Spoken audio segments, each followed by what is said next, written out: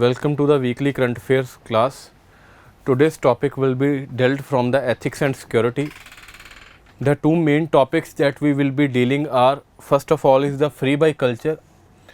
You must have seen the Supreme Court judgment with respect to the free buys that have been given. We will see it from the ethics perspective, what are the ethical issues in it and what is the way forward or what are the measures to deal with that issue. Next, we will be dealing with the securities topic, that is of Naga peace issue. Okay. So, first of all, starting with our first topic, that is the freebie culture. See, Supreme Court in its recent judgment has stated that the free buys distributed in elections should be controlled, obviously. Why? Because they influence the free and fair election process. They influence the voters through the irrational distribution of the freebies. That is why this direction in respect of freebies has been announced by the Supreme Court. What is happening is that political parties, they make huge promises during elections that may be irrational, or with respect to irrational, what we mean is that they may not be even feasible to fulfill. Okay, these type of promises that are made and are able to attract voters in mass for vote mobilization. You try to mobilize the votes for on the basis of some issue, and this is one such mechanism where through the announcement of free buys, it is tried during the elections that the voters can be mobilized in mass to vote some for particular ABC political party. They are announced in the form of free electricity can be there, water has subsidies, loan waivers, or distributing gadgets, some kind of mechanism to lure the people towards to gain the benefits. Okay, this is what is known as freebie culture. We will be dealing with the ethical issues that are involved with this freebie culture. See, first of all that we have is the limited resources versus the free distribution. We know that India is a developing country. We are the second largest populated nation on the earth. So, we have a lot of opportunities as well, but the resources that we have to fulfill those opportunities are very much limited. We have finite resources. We have so much population to feed, food security issue is there, poverty issue is there, then we have financial problems of our own. Okay, so many issues are there, and to fulfill already those issues we have very much limited resources. Okay, and on the other hand, what the governments are doing, that in ignorance of these issue or in ignorance of the infinite resources that we have available, they are going for the free distribution of the resources, whether it is judicious to distribute the resources in free, or whether we should go for the pricing of these things, whether we should not ask ourselves whether that these resources that are limited, that they should be equally distributed in society, especially to those who have not access to them. So, this is our first issue, that is limited resources versus the free distribution of the things. That is our first issue. Second issue is the unjudicious use of tax resources versus the rights of the people. See, the freebies that are announced, for example, the subsidies that are given, or loan waiver that is given, or free electricity bills are there, even gadgets that are distributed, this is not coming from some private pocket. This is through only the use of the taxes of the people that are submitted to the government at the end of the financial year. So, how these resources should be used, tax resources, people have the right over them to ask the government that whatever we are contributing to the functioning of government, we have the right to state that basically, or to claim that these resources are used in a judicious manner. They should be properly used so that it benefits the society at whole. So, what is the issue here is how the resources, tax resources of the people are being spent versus the right of the people to claim or to hold the government accountable for this use of the tax resources. Third one is we have macroeconomic stability versus the distorted expenditure. See, many reports and surveys over the period of time have highlighted that states like Punjab is there, or states like Andhra Pradesh is there, where those states who have high debt to state GDP ratio, They states are announcing the maximum freebies with respect to free water bills, free electricities, or the loan waivers that are there. Okay, first issue here is the debt problem or the fiscal situation of the state itself. Okay, it concerns our macroeconomic stability also, the stability of the country with respect to the GDP resources, and the distorted use of this expenditure, when this expenditure can be used to cut out the already interest payments or the liabilities of the government that they have, okay, or towards the health sector or towards the education sector, where this money can be well spent, where some infrastructure assets or durable assets can be created. It is the issue that is there. Next is the fiscal situation of the states. I have already given you a highlight of how the states with a high debt burden are announcing the freebies, versus we have also to see that the promises that have been made in the electoral manifestos or in the press conferences, whether it is feasible to fulfill these promises, whether it is feasible with respect to the finances of the government that these promises can be fulfilled, or such huge claims are just made to lure the voters. That is the issue. Then free and fair elections versus the influence on voters. See, it is not elections are held on the platform of equality, where each and every party from opposition or from the ruling government, or even when the individual is not belonging to any party, he or she is an independent member, equal opportunity is given to every citizen of the country to fight in the elections. Okay, and it is done through the process of free and fair elections. So what is done with the use of freebies is that they try to influence the voters, so that vote for us, we will be giving you certain benefits, we will be providing you with certain gadgets, we will be providing you with certain loan waivers, we will be providing you with certain subsidies on fertilizers. So it is an attempt to lure the voters to see basically which political party is able to lure the most of the voters. So it influences or it hampers the free and fair election process. So these are the ethical issues that are involved. You may get this type of question in the case study form, or it may be simply asked you with respect to the recent judgment that is there. I will again repeat in nutshell. The ethical issue, first one is the limited resources versus the free distribution. Okay, we have finite resources, and how these resources are distributed in a society is a matter of great concern. Next one is obviously people contribute to the functioning of the government through direct and indirect taxes. So they have the right to hold the government accountable whether how the resources of the people are used by the government. Third one is the macroeconomic stability versus the distorted expenditure. To fulfill this, the promise of the free by states are basically going for the market loans or some other type of mechanism like taking grants from the center. When they are not used to create the infrastructure or durable assets, obviously it impacts our macroeconomic stability. That is the issue. Then fiscal situation of the states versus the freebie promises. So there are some states where they have high debt burden to the GDP ratio, and the promises that they have made obviously require huge crores of expenditure. Whether it is feasible to fulfill such promises when the state is going through such fiscal mess, that is the issue.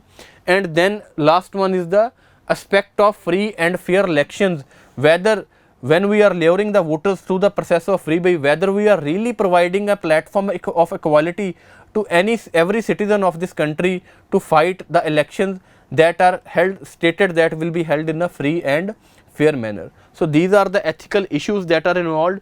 So what can be done to stop this? First of all, you have Finance Commission here. What Finance Commission can do is it can go for some new methodology to assess the fiscal status of the states. Okay, where for example new poverty indicators, new needs and aspirations of the people, some extra grants can be made to the state so that basically they do not have to go for the market loans or any such type of things. Okay, new mechanism performance based indicators with respect to states can be devised or included in this methodology, so that if they are going for the irrational use of the expenditure in the form of freebies, their performance can be checked on that particular parameter. That can be done. Next one is the election commission. Okay, it should be strengthened so that it can hold the government as well as the political parties who are going for the irrational announcement of the freebies. That aspect can be given to that power or function can be devolved to the election commission. Next one, we have FRBM Act that is in place that checks the fiscal deficit, revenue deficit.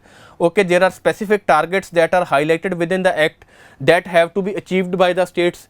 We can place new limits on the expenditure of the states so that only those promises can be made which can be fulfilled within the existing budget of the governments.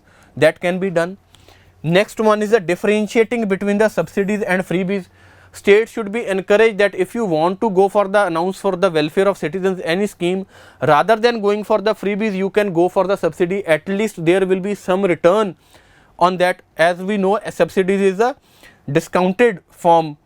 Okay, so some, for example, a commodity costs rupees 100 and government has announced that it will announce a subsidy of rupees 50 and it will be provided only in rupees 50. 50 is the discount rate.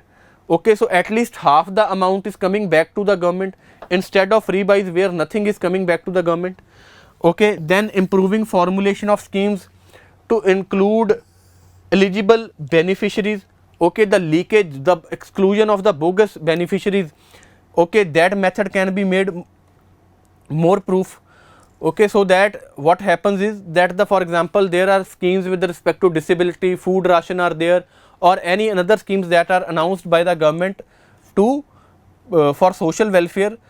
Eligible beneficiaries are there so that states do not have to go out of the way to announce some extra measures for the benefit of people, which puts a extra expenditure burden on the state governments. So what can be done? We can new methodology by the Finance Commission, strengthening the Election Commission, revising the limits in the FRBM Act, then differentiating between subsidies and freebies and making more leak proof the inclusion, basically the government schemes with respect to social welfare or social justice, so that eligible beneficiaries can be included. So this is with respect to what is the freebie culture, what was the ethical issues that were involved, and what type of measures can be taken by the government to reduce the irrational use of expenditure by the governments. Moving on to our next topic, that is basically you must have seen in the newspaper pitch black exercise that was conducted, that is going to be conducted by the Australia. Indian Air Force will be participating in this exercise. It is important for your prelims exams. It is a biennial exercise and it will be, India will be joined by 16 another nations such as US, UAE, Philippines and many more other nations. This type of exercise can be asked in your prelims exams, whether where is pitch black conducted, or whether it is a biennial or annual exercise, or basically how is it only with respect to India or Australia, or other nations are participating in it.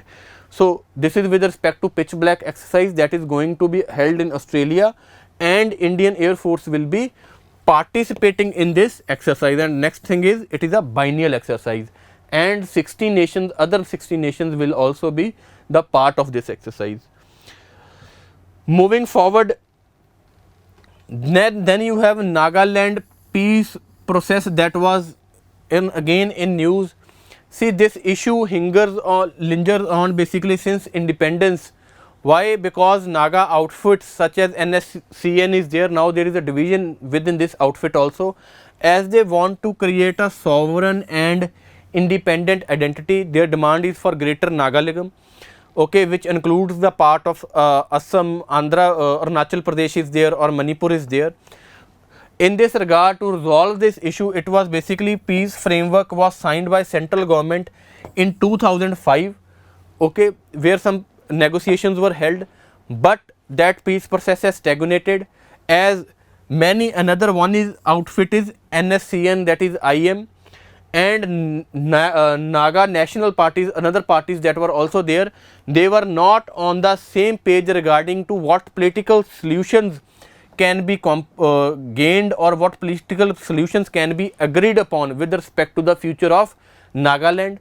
So we will be discussing what are the issues, that why this process has been basically stagnated, or why since after 70 years of independence, why this issue is still lingering on. first of all, the issue that we have is with respect to Greater Nagaland. See, Greater Nagaland, I have already told you that it includes all the Naga inhabited areas that are not included only in Nagaland but beyond the Nagaland, which includes the parts of Arunachal Pradesh, Assam and Manipur. So obviously, why some another states, it is a very hard process to go for the compromise and negotiation with other states, because these states will not be, what we say, in a situation to compromise with their territorial integrity. Okay, so that is the issue, how to reach this compromise over this. They are saying basically this particular outfit is stating that we want all the areas, and whereas the other states, they have particularly stated that we will not even cede an inch of our territory, we will not compromise on our territorial integrity. Next, the peaceful settlement that is stated by such organization, they state that it should be outside the purview of Indian Constitution. Obviously, this demand can also not be met. It will mean that Nagaland is a sovereign and independent identity with whom the government is dealing. So that can also not be fulfilled. This is the another issue.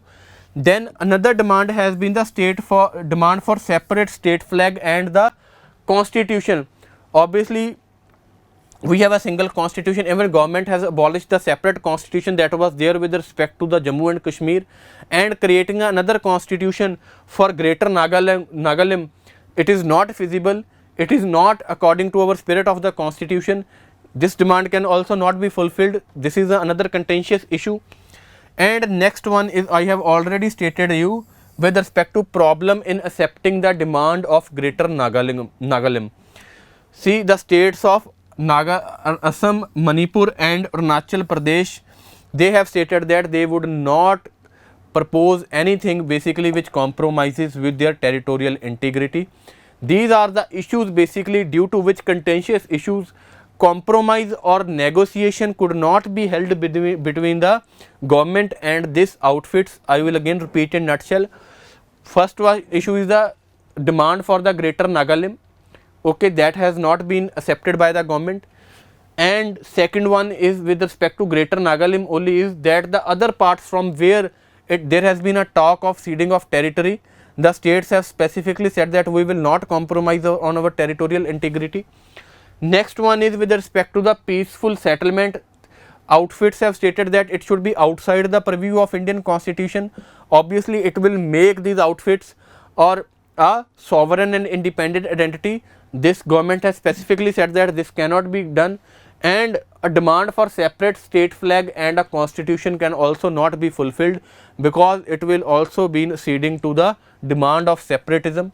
Okay, these are the contentious issues over which the peace process has stagnated, or the issue has been lingering on since 70 years. So what should be the way forward? What should government do in these type of answers? You should always take the context of the national security. You should state that this issue must be seen in the context of security and integrity of the country. No thing as such thing should be done which basically puts in danger the territorial integrity of the country, and all the settlements should be done within the purview of the constitutions.